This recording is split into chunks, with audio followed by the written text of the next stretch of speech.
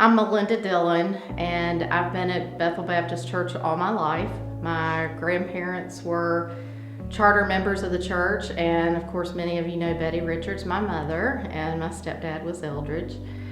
I work here in Salem at Veritiv Corporation. I've been there for 32 years, so it was illegal back in the day when they hired children, so I'm really not that old. I have my son Levi, who is 25, my husband Billy, and I. And Levi, of course, is out on his own. We have definitely had a lot of things happen over the last couple years. Our son Lucas took his life 2 years ago on July 1st. Lucas struggled a lot more than I think most people realized. He had quite a few friends that I think they really knew what he was going through, and they tried to do everything they could and be there for him. And he had some absolutely wonderful friends in his life that these kids are still just like our children to us. We love them to this day, and they're always caring about us and coming to see us. I guess it was back in about 7th grade, Lucas had developed a tic that started, I think, some of what created most of his anxieties, but he would often talk about just being in his head, and he couldn't sleep, and he couldn't get things out of his head, and how it bothered him. As he got a little bit older, I think he found substances that were making him feel like that they worked. They weren't the best choices, marijuana specifically, and alcohol. And unfortunately, those things don't always, lead to the best decisions as you try to, work through struggles like this at such a young age. I don't really think anybody knew what it was like going through all this except those of us at home that were with him and really lived there and knew. So it's very hard. Lucas took his life on July 1st, 2016, and we were at home. We were there that night. So there's a lot of struggles that we go through on a daily basis. We miss him terribly, and we just often wish we could just have that one more conversation. And it can be really, really hard. But through all this, I think one of the most important things is what happened right afterwards. We have never been so touched by so many people and so many friends, our church, our work, and everybody we knew. It was amazing. The support that we got once we arrived at the hospital was amazing. We were in the neurological intensive care area that was confined to maybe 1 or 2 family members going back at a time. And I was determined. I wanted to be with Lucas no matter what. I wanted to be there right away.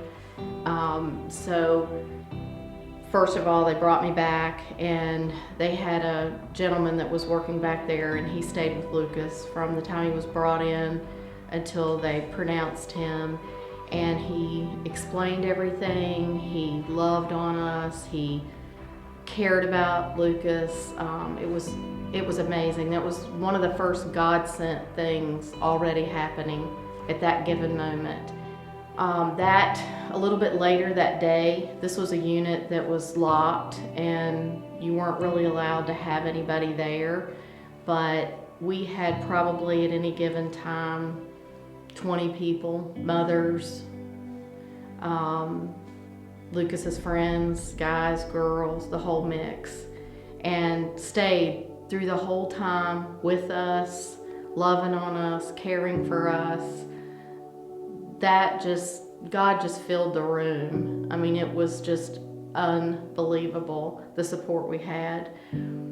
When we got home, we had one of Levi's friends had come with Levi, and they had actually made our home more pleasant and ready to come home to. Had planted a flower outside, and Lucas was a great kid. He loved sports, he loved outdoors, he loved activities. And I think one of the things, it's like every time I look around, all those things, being outside just shows God's beauty, and I see it through different eyes. I see it through Lucas's eyes. It's the way he looked at the world too, and it's helped me there. Lucas was an organ donor, and he was able to give his heart and his 2 kidneys and his corneas. And we've met his heart recipient, Dave, and he has been such a blessing in our life. We got to meet Dave, and we still talk to him on Facebook and sometimes on phone calls, and he's just a huge part of our life, and he never forgets Lucas for us. He's always bringing him around into conversation and how he feels, and just makes us feel wonderful. I think the biggest thing is just wanting to be able to do all I can for anybody else. I know that when I read things or hear of a parent's struggle, I want to just run. I want to just grab them, and I want them to say, it's okay. It's okay to share. It's okay to talk about it. We're here. Bethel is here for you. And it is okay to talk about it. And for kids that are going through any of this, don't hold back. Share your feelings. Share your thoughts. Don't make impulsive decisions. Think about things. Talk to an adult. Talk to me. Talk to someone. And there's so many people that understand a lot of times, and can just understand from the mother's end of what you're going through. God's just amazing. He's without prayer and family and friends, it would be so hard to get through this life every day. And losing a child is not something that I ever thought would be a part of the life that I'm gonna finish living. And but God's opened my world up to know that I'm here, and I'm gonna stay strong, and I'm gonna do what I can to share His word and to love on anybody that I can, and be that support.